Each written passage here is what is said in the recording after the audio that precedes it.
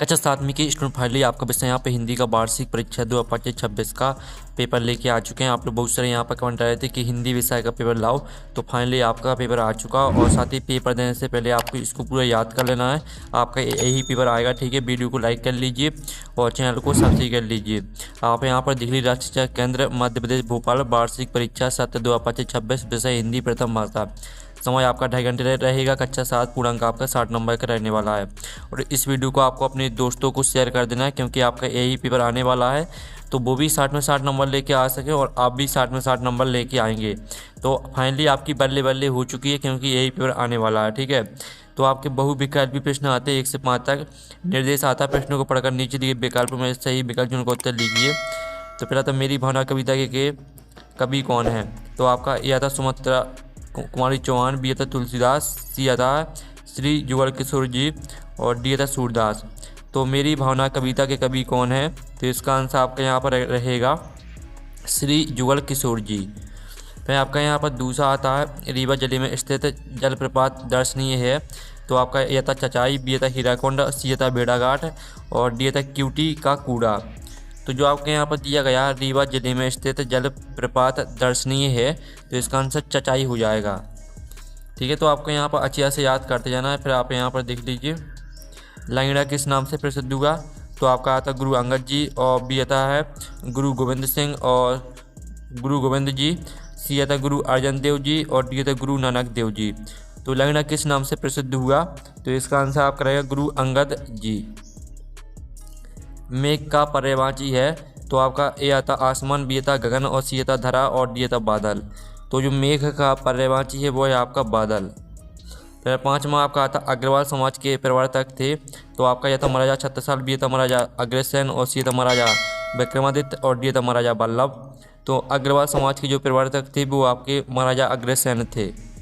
ठीक है, आपका बी राइट आंसर रहेगा। तो इस तरह से आपके जो 1 से लेकर 5 तक दिए गए थे बहुविकल्पी प्रश्न वो कंप्लीट हो जाते हैं।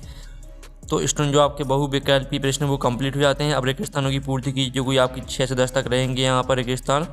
ठीक है, तो आपको यहाँ पर ध्यान से देखना है, रिक्त स्थानों की पूर्ति कीजिए। प्रत्येक प्रश्न के लिए 1 अंक आपका निर्धारित है। तो 6वां आता निंदक नीरे राखिए ... कुटी छबाए। तो इसका आंसर आपका रहेगा, ठीक है, निंदक नीरे राखिए आंगन। ठीक है, आप यहाँ पर देख लीजिए आंगन कुटी छवाए। फिर आपका 7वां था ... प्राचीन सप्ताह का प्रतीक रही है। तो इसका आंसर रहेगा आपका नर्मदा। ठीक है, नर्मदा प्राचीन सप्ताह का प्रतीक रही है। और फिर आपका 8वां आता मत ठहरो तुमको चलना ही चलना है। कविता में कहा है मनुष्य को अवसर खोकर सदैव ... मलना पड़ता है। तो मत ठहरो तुमको चलना ही चलना है, कविता में कहा है मनुष्य को अवसर खोकर सदैव, ठीक है, हाथ मलना पड़ता है। तो हाथ आपका इसका आंसर हो जाएगा। फिर आपका 9वां आता देवभूमि ... की अवतारों कीड़ा स्थल कहा जाता है। तो ये देवभूमि हिमालय। ठीक है, यहाँ पर देख लीजिए देवभूमि हिमालय की अवतारों कीड़ा स्थल कहा जाता है। फिर आपका 10वां तक क्रिया का वह रूप जिसमें आने वाले समय का बोध होता है उसे यहाँ पर भविष्य काल कहते हैं, भविष्य काल। आपके यहाँ पर हो जाएगा भविष्य काल कहते हैं। ये आपका यहाँ पर राइट आंसर रहेगा। इस तरह से आपके यहाँ पर जो रिक्त स्थान है वो भी कंप्लीट हो जाते हैं। अब अति लघु 3 प्रश्न आते हैं 11 से 16 तक। 11वां था अस्तो माँ, ठीक है, सग्धमय तमसो माँ ज्योतिर्गमय का क्या अर्थ है? ठीक है, तो चलिए इसका आपको अर्थ बताना है। तो चलिए हम 11वें प्रश्न का उत्तर देख लेते हैं। तो इसका अर्थ रहेगा हे ईश्वर मुझे असत्य से सत्य की ओर ले चलो और अंधकार से प्रकाश की ओर चलो। ये आपका आंसर रहेगा। फिर 12वां आता है कपालभाति प्राणायाम के प्रमुख लाभ कौन कौन से हैं? तो इसका आंसर रहेगा आपका यहाँ पर इससे एकाग्रता बढ़ती है, पेट की समस्या दूर होती है और चेहरे पर चमक आती है।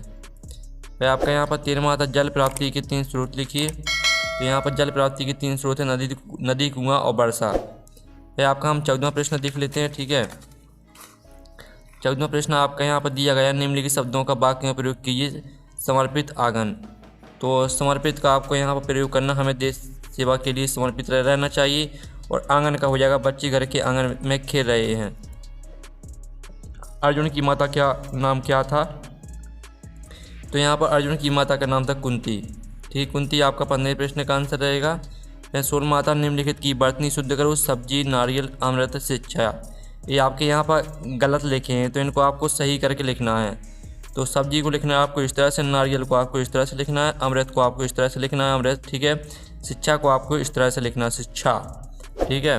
अब चलिए आपके यहाँ पर लघु उत्तरीय प्रश्न दिए 17 से 22 तक। निर्देशात्मक प्रश्न को उत्तर 40-50 शब्दों में लिखिए। प्रत्येक प्रश्न के लिए 3 अंक आपका निर्धारित है। 17वां आता फूले कदम कविता से कवि अपना हर्ष कैसे प्रकट कर रहा है। तो चलिए आपके यहाँ पर 17वें प्रश्न का आंसर देख लीजिए। फूले कदम कविता में कवि बदल के बरसने और प्रकृति में आए बदलाव को देखकर अत्यंत हर्षित है। कवि कदम के पेड़ को पूरी तरह फूलों से लदा हुआ देखकर अपनी खुशी जाहिर करता है, ठीक है। हर्षित होने लगता है, यहाँ तक याद कर लेना है। 18वां आता डॉक्टर अब्दुल कलाम का जन्म कब और कहाँ हुआ था तथा पूरा नाम क्या था। तो इसका आंसर रहेगा भारत के missile man doctor APJ Abdul Kalam जन्म 15 अक्टूबर 1931 को हुआ था। उनका जन्म भारत के तमिलनाडु राज्य के रामेश्वरम नामक स्थान पर हुआ था। उनका पूरा नाम अबुल पकीर जैनुलाब्दीन अब्दुल कलाम था, ठीक है। वे भारत के 11वें राष्ट्रपति थे और उन्हें जनता के राष्ट्रपति के रूप में भी जाना जाता है। फिर 19वां आपका देख लेते हैं। छोटे जादूगर की तरह आप यदि जादूगर होते तो क्या क्या खेल दिखाते। तो आप यहाँ पर देख लीजिए, यदि मैं छोटे जादूगर की तरह जादूगर होता तो मैं बच्चों के मनोरंजन के लिए कई तरह के कौतुक और खेल दिखाता, जैसे, ठीक है। आपको सभी को पूरा याद कर लेना, सभी पॉइंटों को। अब चलिए आपके यहाँ पर आता कौन से आसन में शरीर की आकृति कैट की जैसी होती है। तो इसका आंसर रहेगा आपका यहाँ पर योग विज्ञान में मार्जरी आसन, वह आसन जिसमें शरीर की आकृति एक खींचती हुई बिल्ली की जैसी दिखाई देती है, ठीक है। पूरा आपको यहाँ पर क्रिया में सुधार होता है, यहाँ तक याद करना है। फिर 21वां आता है निम्नलिखित गद्यांश को पढ़कर नीचे दिए गए प्रश्नों को उत्तर लिखिए, जो कि 3 नंबर का रहेगा। भारतीयों में ज्ञान के प्रति आदर, स्वाध्याय के लालसा और धर्म ग्रंथों के सम्मान की भावना प्रारंभ से ही रही है। पूरा पढ़ लेना है आपको इसको। अब इसका पहला प्रश्न आता है भारतीयों में प्रारंभ से ही किसके प्रति आदर और सम्मान की भावना रही। सम्राट हर्ष के काल में कौन कौन से देशों से लोग भारत आते थे और हर्ष के शासन काल में कौन सा चीनी यात्री भारत आया था और कितने वर्षों भारत में रहा। तो चलिए हम तीनों प्रश्न के आंसर देख लेते हैं। ये आपके यहाँ पर आंसर दिए गए हैं, ठीक है। पहले प्रश्न का उत्तर देख लीजिए और ये आपका दूसरे प्रश्न का उत्तर रहने वाला है और ये आपका तीसरे प्रश्न का उत्तर रहेगा। हर्ष के शासन काल में चीनी यात्री व्हेनसांग भारत आया था और वह लगभग 14 वर्ष तक रहा। अब चलिए आपके यहाँ पर 22वां था समास के कितने भेद होते हैं। तो समास के होते हैं आपके यहाँ पर मुख्य 6 भेद। अव्ययभाव समास, तत्पुरुष समास, कर्मधारय समास, द्विगु समास, द्वंद्व समास, बहुब्रीहि समास, ठीक है। आपको स्क्रीनशॉट लेते चलना। फिर आपके द्विगुत्तीय प्रश्न आते हैं। 23वां आता रही भावना ऐसी मेरे साथ सरल व्यवहार करूँ। उक्त पंक्ति का भावार्थ अपने शब्दों में लिखना है आपको।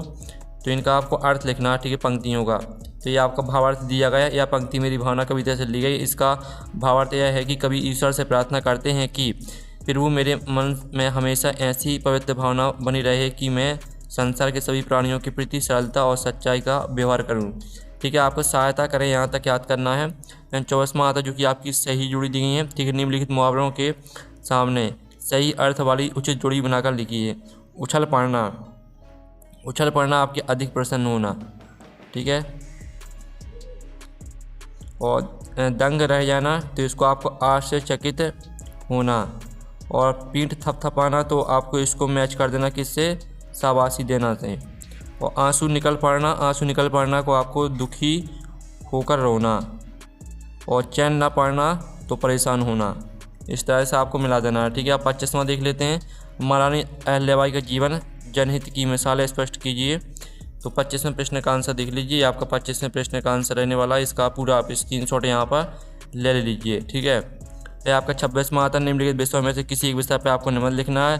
किसी मेले का वर्णन, प्रिय त्यौहार, पर्यटन स्थल।